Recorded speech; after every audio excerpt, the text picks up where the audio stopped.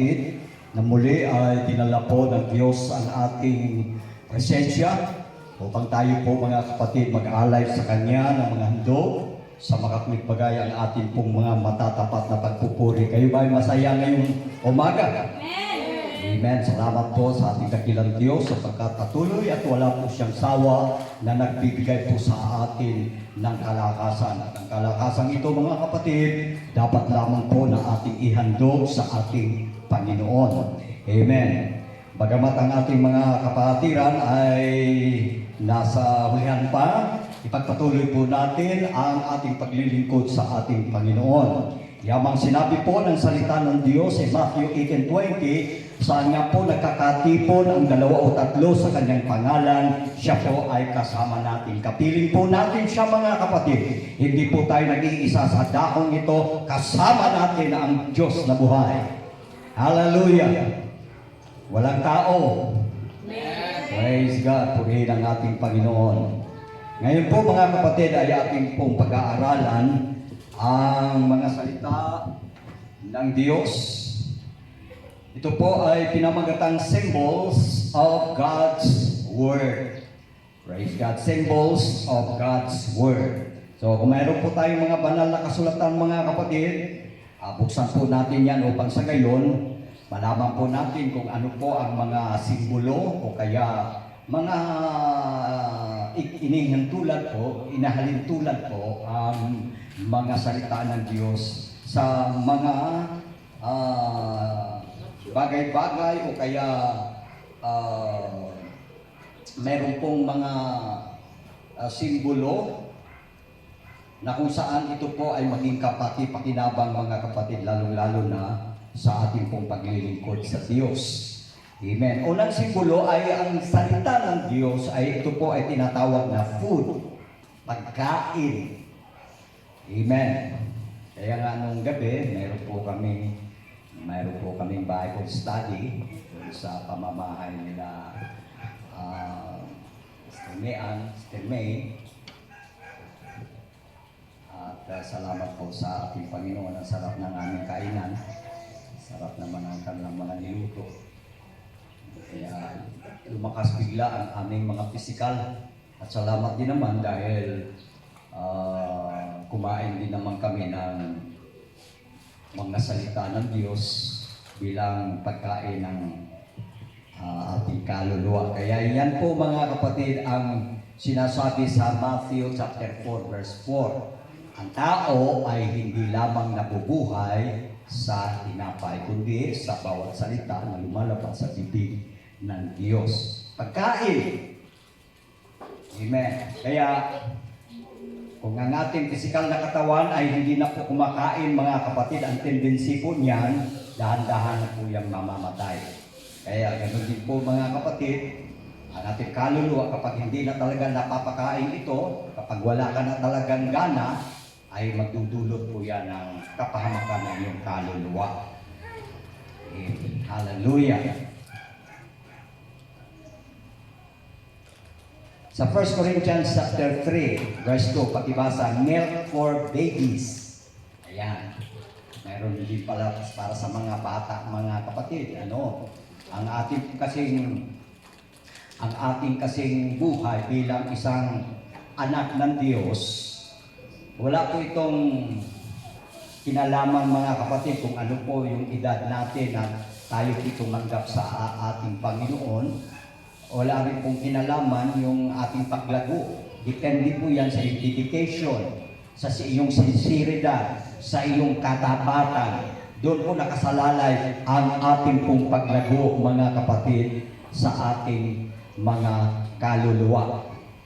Amen. So, buksan natin ating mga Biblia, mga kapatid, sa 1 Corinthians chapter 3, verse 2. Sige, pakibasa niyo madali. At saka buksan naman ninyo ang Hebrews chapter 5, verse 12 and 14. Pakibasa. Sige. Yung painom po kamo sing gatas, hindi matigaan at kalanon. Kaya hindi pa kamo makasarang sinikag. Bisan pa karon hindi kamo makasarang Amen. So, yan po mga kapatid, o kanina,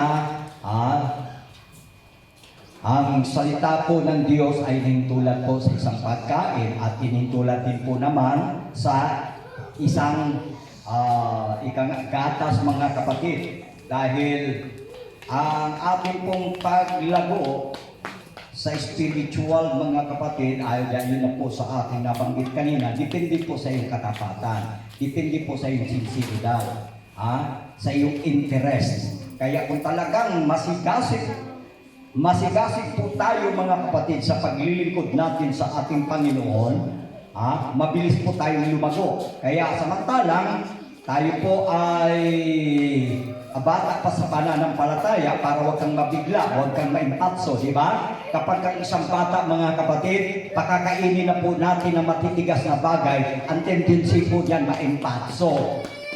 Sasakit ang tiyan, hindi matutunawan.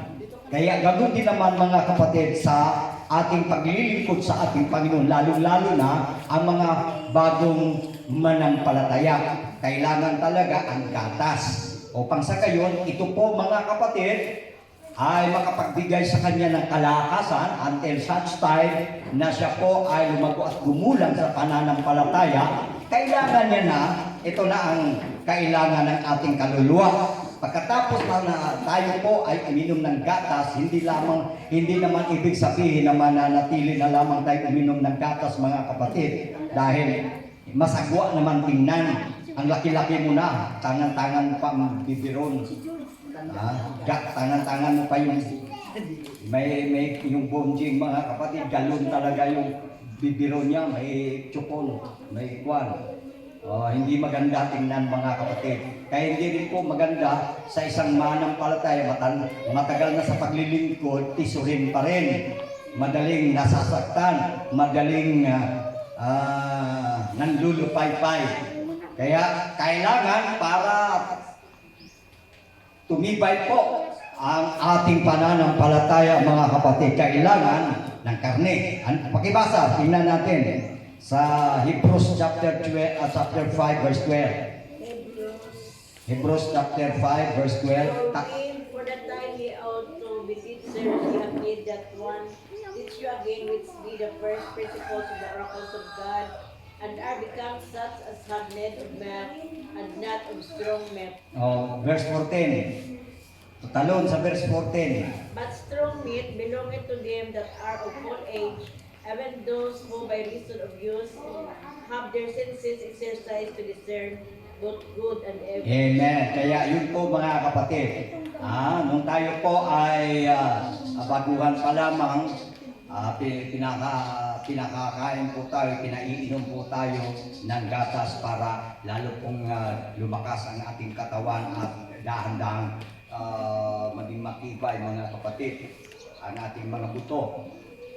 Ngayon, ang pagkain matigas, yan ang sabi ng Biblia na hindi po dapat manatili po tayo sa gatas mga kapatid, kundi mga pagkain matitigas karne upang sa gayon, ito po mga kapatid, makapagpatibay, makapagpalakas ng ating pananampalataya kung mayroon mang mga problema, mga pagsubok o anumang kabigatan mga kapatid, ito'y kayang-kaya mong dalhin. Amen. Dahil kapag tayo po ay naging matured na sa pananampalataya mga kapatid, kahit makakarinig ka pa ng mga masasakit na pangangaral, ikay nagpapasalamat. Hindi ito ang daan para ikay matisod, para ikay manglupay-pay o kaya hindi na magsisimba dahil pinangaralan ka ng masasakit na pangangaral.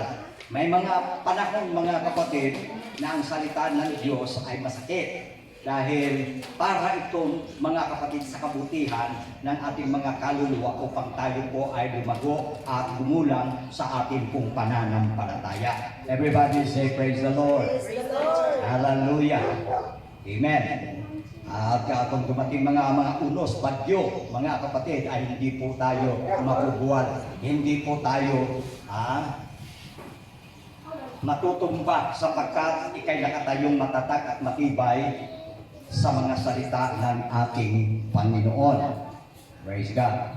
Kaya, ang pagkain na ang pagkain karne ay ito po sa mga talagang matured na rin ang Panginoon. Kaya dapat, kuminsan, dapat isaalang-alang po natin mga kapatid, kung mayroong mga baguhan, meron po tayong tinatawag na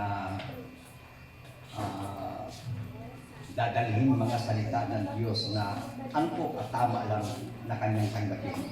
Ngayon, tingnan natin mga kapatid ang Ephesians chapter 6 verse 17. Ang mga salita ng Diyos inihintulad sa pagkain, sa gatas, sa karne, at ano pa? Ang mga salita ng Diyos ayon po sa Ephesians chapter 6 verse 17, pakibasa. Tingnan po natin mga kapatid. At buksan din naman ninyo ang Hebrews chapter 4 verse 12. Sige, buksan ninyo kung ano po, gaano po inihintulad ang mga salita ng Diyos. At magsikuha rin naman kayo ng kurbanti ng kaligtasan at ng tabak ng Espiritu na siyang salita ng Diyos. Amen. So, ang mga salita ng Diyos, mga kapatid, inihintulad, ang simbolo nito tulad ng espada, mga kapatid. Espada. Hebrews chapter 4 verse 12. Ano po ang sinasabi diyan? Yan ang supporting verses na ang salita ng Diyos ay hintulad sa matalim na tabak. Sa ikasasakdal ng mga banal sa gawaing In paglilingkod. chapter 4 verse 12. Hebrews na yan. For the word of God is quick and powerful. Hebrews chapter 4 verse 12. Sige, pakibasa. For the word of God is quick and powerful, and sharper than any two-edged sword, piercing even to the dividing asunder of soul and spirit, of the joints and marrow, and is a discerner of thoughts and intents of the heart. Wow, yan po mga kapatid ang ating sandata. Pag tayo po'y umatake sa ating kaaway, gamitin po natin ang tabak ng Espiritu sa makatwid bagay ang mga salita ng Diyos. Now, ang salita ng Diyos ay inihintulad po sa isang tabak. Ang nabasa sa kanila Sir Angel na ang mga salita ng Diyos ay tulad ng dalawang tabak na may dalawang talim. Talagang napakatalas, mga kapatid. Parang Chris ng sa basilan, mga kapatid, meron silang Chris na napakatalim na kaya pong kahit yung baril ay pwedeng maputol dahil sa talas ng Chris, mga kapatid, na kalang ginagamit. Ngayon, ang salita ng Diyos, kaya huwag tayong masaktan minsan kung talagang tumutusok ang mga salita ng Diyos sa ating puso. Lalo nating pagpapasalamat dahil tayo po ay lalong maging kaaya-aya at matuwid sa harapan ng Panginoon kapag tinanggap po natin ang mga salita ng Diyos na may pagpapasalamat. Hindi po tayo dapat magtampo, hindi po tayo dapat magalit. Kung ang mga salita ng Diyos na ating napapakinggan ay sintalas ng dalawang tabak na may dalawang talim, mga kapatid, para puputulin dahan-dahan, lalong-lalo na kung ano man po yung ating mga weaknesses. Meron kasi tayong kanya-kanyang kahinaan. Ano po, hindi pa po tayo ganap, perfect, mga kapatid. Dapat po at sa pamamagitan po ng mga salita ng Diyos na matalas pa sa tabak na dalawang talim, mga dahan-dahan puputulin yan, mga kapatid, upang sa gayon sumibol ang bagong buhay.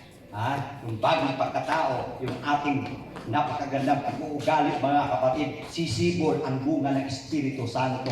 Ano ang sabi sa Galatians, mga kapatid? 5:22, for the fruit of the Spirit is love, joy, peace, gentleness, long-suffering, goodness, faith, temperance. Wow! Kapag kayan po, mga kapatid, ang sumibol sa ating buhay, wow, napakaganda po ang ating magiging buhay sa harapan ng Panginoon.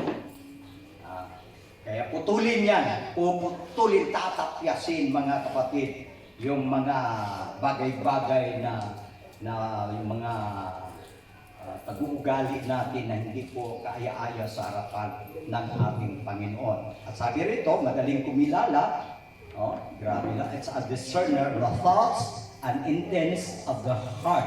Kaya wala tayong maikubli, wala po tayong itatago sa mga salita ng Diyos. Dahil siya po ay kahit sa kailaliman, tagusan mga kapatid, talagang madiscern pa rin tayo sa ng mga salita ng Diyos. Ang tao pwede magkunwari, pero ang salita ng Diyos, madaling kumilala. Hallelujah! Everybody say praise the Lord! Ganyan po mga kapatid, kapag very powerful ang mga salita ng Diyos. Dahil kung wala ang salita ng Diyos, hindi po mababago ang ating buhay. Kahit, mga kapatid, pinapayuhan tayo ng ating mga magulang, lagi tayong pinagsasabihan. Pero kapag ang salita na ng Diyos ang mangungusap sa ating mga puso, umilip sa ating buhay, magtataka po tayo dahil ang ating buhay na napakahirap baguhin ay nababago po sa pamamagitan ng mga salita ng Diyos. Bakit? Ang salita ng Diyos ay may kapangyarihan. Amen. Ngayon, tingnan naman natin sa Jeremiah chapter 23 verse 29. Saan po? Gaano po inilalarawan ang mga salita ng Diyos? Ano ang simbolo ng salita ng Diyos? Dito sa Jeremiah, ito ang simbolo ng salita ng Diyos. Jeremiah chapter 23 verse 29. Pakibasa. Is not my word like as a fire, saith the Lord, and like a hammer that breaketh the rock in pieces? Amen. Yan mga kapatid. Talaga, iba talaga pagka napapatize na ang isang anak ng Diyos, mga kapatid, i-involve na talaga sa gawain ng Panginoon. Mayroon na tayong pambato pagdating ng may LM tayo. Mayroon na tayong pambato. Sayang yung mga talento, yung mga ibinigay ng Diyos sa atin kapag hindi po natin pinagagamit alang-alang sa kapurihan ng Panginoon. Kaya mga kapatid, paggamit natin lahat yan. At sabi ng Panginoon, kung mayroon kang 2 talento, pag ginamit mo yan, dadagdagan pa, lalo pang dumami. Pag mayroon kang 5 talento, talagang dadagdagan pa yan ng mas marami ayon sa salita ng Panginoon. Pero may isa kang talento, hindi mo pa ginamit, ibinaon mo pa sa lupa, anong gagawin? Bagkos ang Diyos po, mga kapatid, nagalit. Nagalit siya doon sa mga ipinagkaluban ng isang talento, nag-iisa nga lang, pagkatapos mga kapatid, tamad pa, ayaw pang gamitin, pagkatapos marunong pang manumbat, may lakas loob pang magalit mga kapatid, para bang naniningil ng utang, kung saan yung nagkautang mga to, yun pang may lakas magalit. Ayan, kaya nagalit yung merong isang talento sa Panginoon. Sinumbatan pa ang Panginoon. Ikaw, ganito, ganyan. Sabi ng banal na kasulatan, yung isang talento ibinigay pa doon sa merong maraming talento. Kaya ay pag pinagamit po ng Diyos yung ating gift at saka yung talents natin, mga ka-timor, na mag-multiply yan upang sa gayon, mga kapatid, tayo po ay magiging epektibo na mga anak ng Diyos. At pagdating ng araw, may nakalaan na, nakahanda na po ang mga rewards ng ating Panginoon. Alam niyo po mga kapatid, ang Panginoon hindi kamukha ng tao. Kapag ano yung ginawa mo, mga kapatid, ang tao kuminsan, hindi nalilimutan na yan ng tao at hindi marunong tumanaw minsan ng utang na loob ang tao. Pero ang Diyos, mga kapatid, ano ang sabi ng banal na kasulatan sa 10:42 ng Matthew? Kahit isang basong tubig, isang basong tubig yung inihandog. Katotohanan, wika ng Panginoon, hindi kayo mawawalan ng ganti. Kaya anong sabi ng Panginoon? Sa Hebrews 6:10, mga kapatid, na ang wika, tungkol ika sa pag-ibig na inyong ipinakita sa akin, hindi ko yan nakakalimutan. Palakpakan natin ang Panginoon. Hindi nakakalimutan ang Panginoon. katuwid, ang lahat ng ating ginawa alang-alang sa ating Panginoon, hindi po yan masasayang. Ayon po sa 1 Corinthians chapter 15 verse 58, hindi masasayang ang ating mga pagpapagal, ang ating ginagawa alang-alang sa ating Panginoon. At ang kagandahan doon mga kapatid, may pakonsuelo lagi ang ating Panginoon, may reward ang ating Panginoon sa lahat ng ating mga ginawa alang-alang sa kanyang pangalan. Everybody say praise the Lord! Praise God! Hallelujah! So kanina, nabanggit, nabasa ng ating kapatid na kung saan ang salita ng Diyos, ang simbolo ng salita ng Diyos ay nintulad ko sa isang pamukpok, martelyo. Kaya sabi na, ano ba yung pelikula ni Fernando? Walang matigas na tinapay sa mainit na kape. Walang matigas na puso. Amen? Kahit pusong bato mga kapatid, kayang tuturugin sa pamamagitan ng salita ng Panginoon. Dahil ang salita ng Diyos ay tulad sa isang martelyo, sa isang maso. Hallelujah! Amen! Amen! Tungkot yung mga kapatid. Masakit kasi kapag napukpok tayo, ano? Aray! Kaya, wag tayong, kahit masaktan tayo mga kapatid, kung pukpukin tayo ng salita ng ating Panginoon dahil ang Panginoon, kahit basag-basag na, kayang buuhin ng Diyos muli yan. Kaya, gusto ng Panginoon pirapirasuhin niya tayo. Everybody say amen. Amen. Para na matuto tayo mga kapatid. Pero kahit pirapiraso tayo, pwede tayong buuhin muli ng Panginoon at gawing bagong nilalang. Hallelujah. Kasi yung ating mga dating pagkatao mga kapatid, hindi maganda yan. Hindi nakakaluwalhati sa pangalan ng Panginoon. Dahil sabi nga ng banal na kasulatan, kaya nga nagalit ang Panginoon dahil ang kanilang pag-iisip ay laging masama na lamang parati. Ang iniisip ng tao, hindi talaga nakakaluwalhati sa Panginoon. Kaya, pamamagitan ng martelyo mga kapatid, marinyo po ang ating kaisipan. Ayon po sa Romans chapter 12, amen? I beseech you therefore, brethren, by the mercies of God, that ye present your bodies, living sacrifice, holy acceptable unto God, which is your reasonable service. And be not conformed to this world, but be ye transformed by the renewing of your mind. Kaya mga kapatid, ang mga salita ng Diyos, ito po ay nakakapagbago ng pag-iisip upang magiging malinis at dalisay sa kanyang harapan. Palakpakan natin ang Panginoon mga kapatid. Hallelujah. Amen. Next, ang salita ng Diyos, anong simbolo? Ito ay katulad ng seed, binhi, butil. Basahin po natin mga kapatid. And first Peter chapter 1 verse 23. First Peter chapter 1 verse 23. Sige, Bible drill tayo. Chapter 1. Oo, para ang mga nanay pagdating ng mayroong mga Bible activities mga kapatid, talagang mabilis na tayo. Amen. First Peter chapter 1 verse 23. Sige, kung sinong mauna sa inyo, kung sinong nakasumpong, pakibasa. Being born again, not of corruptible seed, but of incorruptible by the word of God, which lives and abides forever. Wow, amen. So, mga kapatid, tayo'y ipinanganak, hindi sa bining nasisira. Amen? Kundi sa bining walang kasiraan mga kapatid. Sa makatuwid bagay, ano po ang bining hindi nasisira? Ang mga salita ng Diyos. Hallelujah. Ipinanganak po tayo sa pamamagitan ng salita ng Diyos.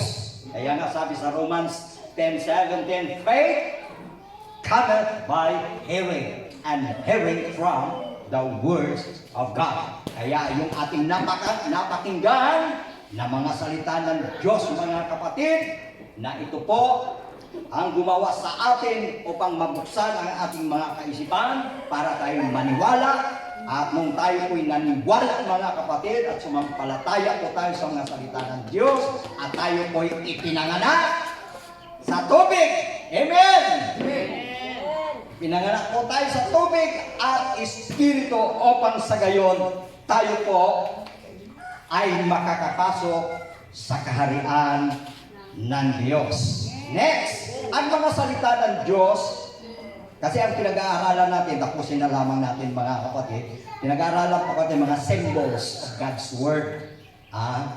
Para ganap nating maunawaan mga kapatid, ang bisa at kapangyarihan ng kanyang mga salita, kaya may mga symbols ang mga salita ng Diyos upang sa gayon, ma-absorb natin mga kapatid sa ating mga kaisipan na ganun pala kapisa, ganun pala ang halimbawa ng mga salita ng Diyos para matuwid, mabago ang ating buhay. Next, James chapter 1. James chapter 1 verses 1 James chapter 1 verses 23 to all the way down to 25. Ilang mga verses? James chapter 1 verses 23 to 25. Di pakibasa para makita natin kung gaano po inahintulan ang kanyang mga salita. Sapagkat kung ang sino man ay tagapakinig ng salita at hindi tagatupad, ay katulad siya ng isang tao na tingnan ang kanyang talagang mukha sa salamin. Sapagkat minamasdan niya ang kanyang sarili at siya'y umaalis at pagdakay, kanyang nalilimutan kung ano siya. Ngunit ang nasisiyasat ng sakdal na kautusan, ang kautusan ng kalayaan at nananatiling gayon na hindi tagapakinig na lumilimot, kundi tagatupad na gumagawa ay pagpapalain ang taong ito sa kanyang ginagawa. Amen! Everybody say praise the Lord. So ang mga salita ng Diyos ay katulad ng salamin. Mirror. Hallelujah. Na ang sabi ng banal na kasulatan, pinaalalahanan ko ang lahat na kung tayo po'y tagapakinig ng mga salita, dapat, ano ang gagawin natin? Maging tagatupad din naman tayo. Amen?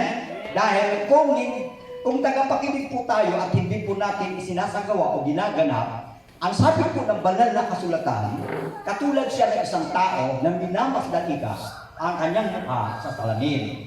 Sapagkat tinitingnan niya ang kanyang mukha kapag daay, wika ng salita ng Diyos, umaalis siya.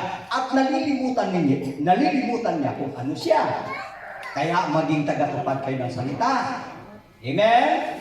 Sapagkat dinadaya lamang ninyo ang inyong mga sarili. Kaya, napakalaga salita ng Diyos dahil dito po tayo mananalamin. Di ba? Sinong bahay na walang salamin? Siguro lahat tayo, di ba? Meron talagang salamin. Yung salamin ko dyan, yung salamin ng ito. Mabuti na lamang mga kapatid, yung salamin na malaki sa bahay.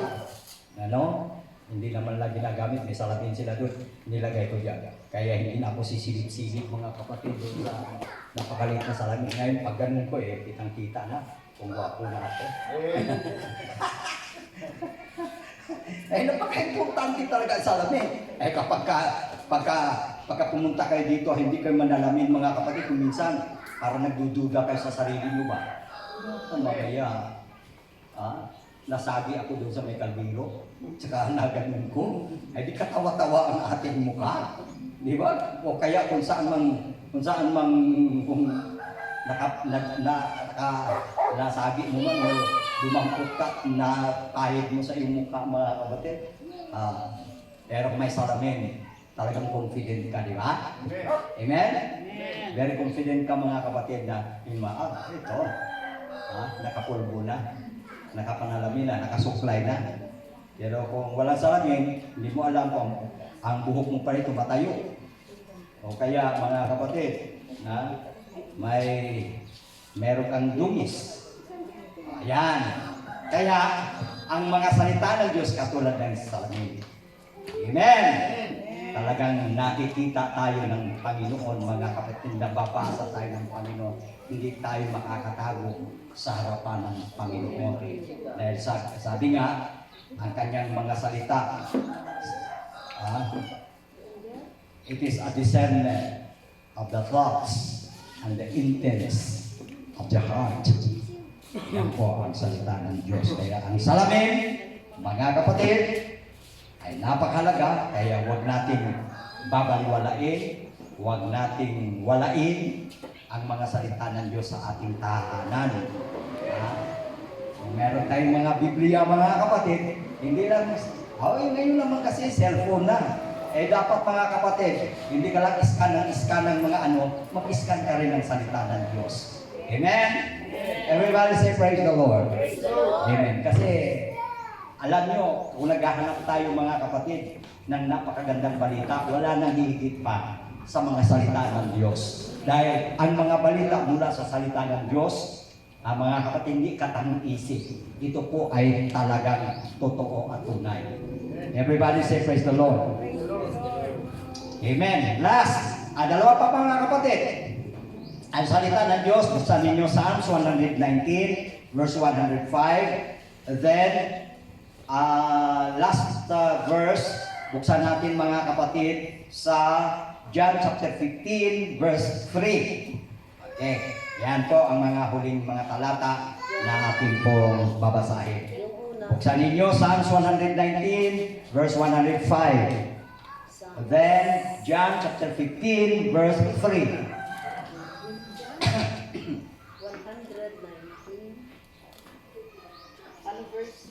Verse 105.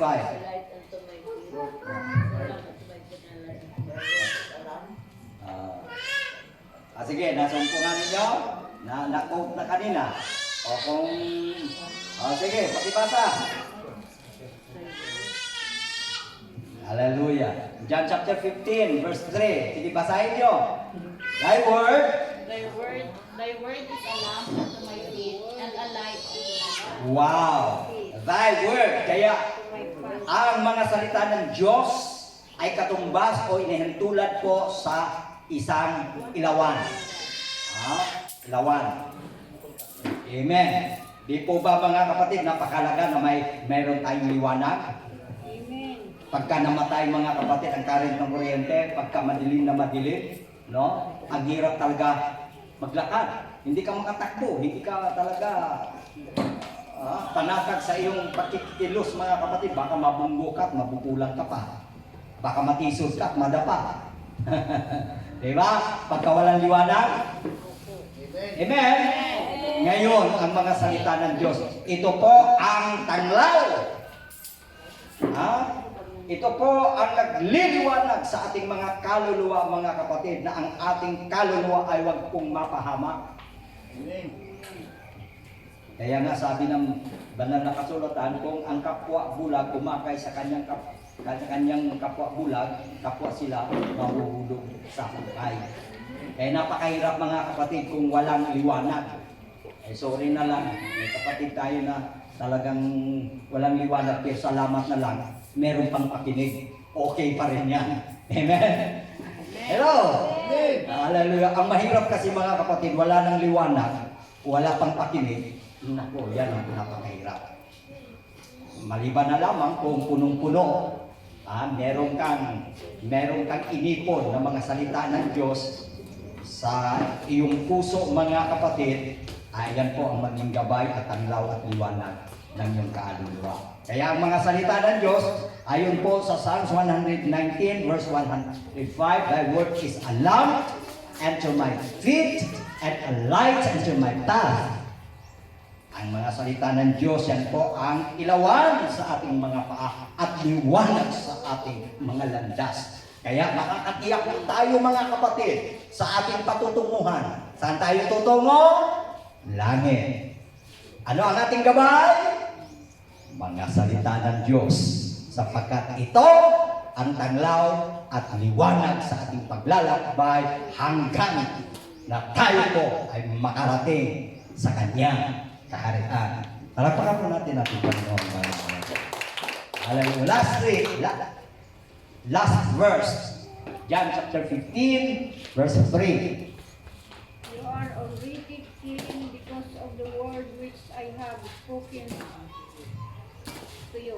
Now ye are clean through the word which I have spoken unto you. Di ba napakahalaga ang tubig? Ano kayo mangyari mga kapatid, ano? Di ba sa Manila? Kapag napakahirap ang tubig mga kapatid. Nako, ang tao. Talagang aburido mga kapatid.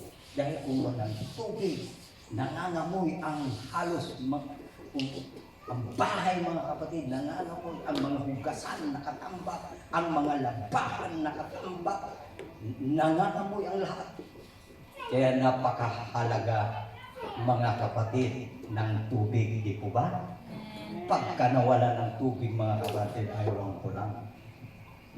Kaya hindi po pwede na mawala sa atin ang salita ng Diyos. Dahil ang salita ng Diyos, ito pa rin tulad sa tubig.